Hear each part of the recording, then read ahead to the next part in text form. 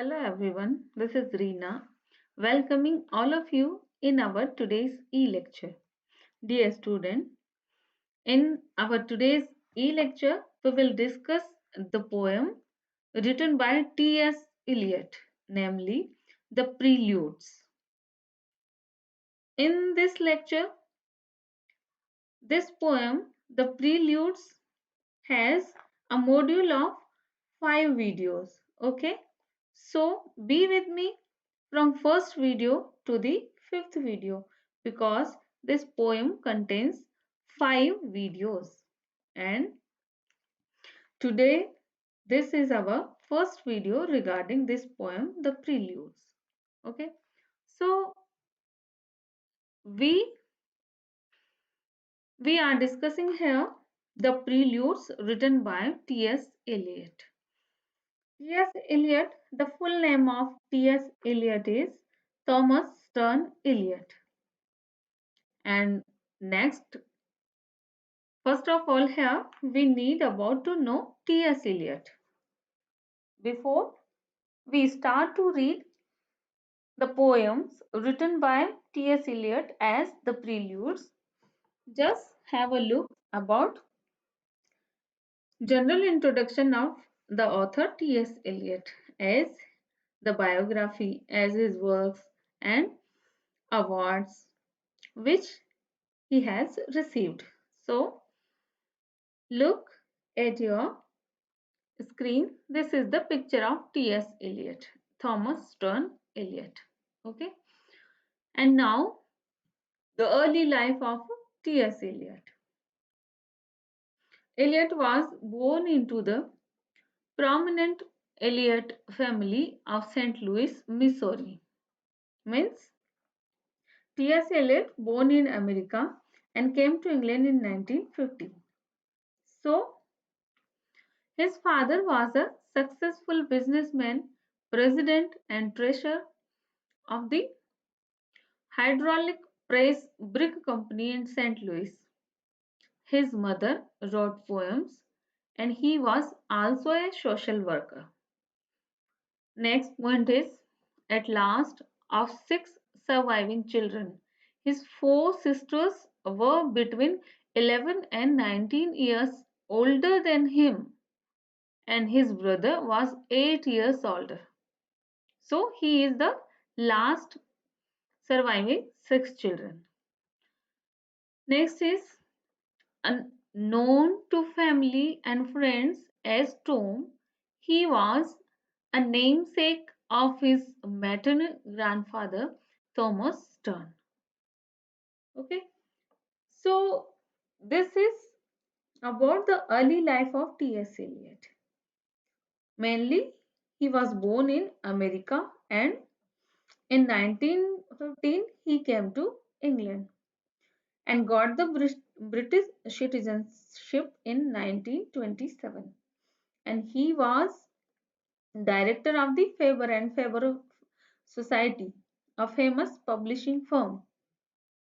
And later we will come to know about that he was a what? He was a great awardee of the great Nobel Prize also. So this is our slide only having the early life of T.S. Eliot. Okay. Next is some point to the point biography of T.S. Eliot. If we have on your slide, just point to the point biography of T.S. Eliot like this. Born Thomas Stern Eliot, born on September 26, 1888 in St. Louis, Missouri, means in America, and died in January 4, 1965 at the age of 76 in London, England. Because as we have discussed that he was born in America but he came to England in 1915, so he died in England, London, England in 1965. Eliot was born in US and moved to UK in 1940. 14 at the age of 25 and became a British subject in 1927 at the age of 39. The cause of his death was emphysema. This is a kind of disease. So the cause of his death was emphysema. And his emphysema was caused by the London air and heavy smoking. And next slide having education where T.S. Eliot educated. So in this slide contains the some next points of the biography of T.S. Eliot as a about his education. So let's have a look on the first point. From 1898 to 905, he went to Smith Academy, a preparatory school for Washington University. There he studied Latin, Greek, French, and German. Means he studied the languages as Latin, Greek, French, and German also. Next is from 906 to 1909. He studied at Harvard, where he earned a BA, means Bachelor degree, Bachelor of Arts. And the next year, he earned a master's degree. And returning to Harvard in 1911 as a doctoral student in philosophy, means he 1911 he did his PhD. So this is the education qualification of T.S. Eliot. And next slide having the side jobs of T.S. Eliot. After leaving Maton, he worked as a school teacher and most notably at Highgate School, where he taught the young John Badgeman and later the Royal Grammar School, High Wycombe. Next point is to earn extra money, he wrote book reviews and lectured at evening extension courses. In 1917, he took a position at Lloyd's Bank in London, where he worked on foreign accounts. And in 1925, Eliot left Lloyd's to join the publishing firm Faber and Guer first. First, the name of this firm is Faber and Guer, and later the name is converted as Faber and Faber, and where he remained for the rest of his career, becoming a director of the firm. Means later he was renowned as the director of this firm, Faber and Faber Society. So this is these are the side jobs of T.S. Eliot. And next is awards and honors. Because T.S. Eliot, as we study about T.S. Eliot, that we can say T.S. Eliot is the poet who wrote about revolution in English poetry. And in the first half of 20th century, his poetry is realistic in manner, and he did not use the idealized images of the natural beauty like the sky, cloud, river, mountain, etc.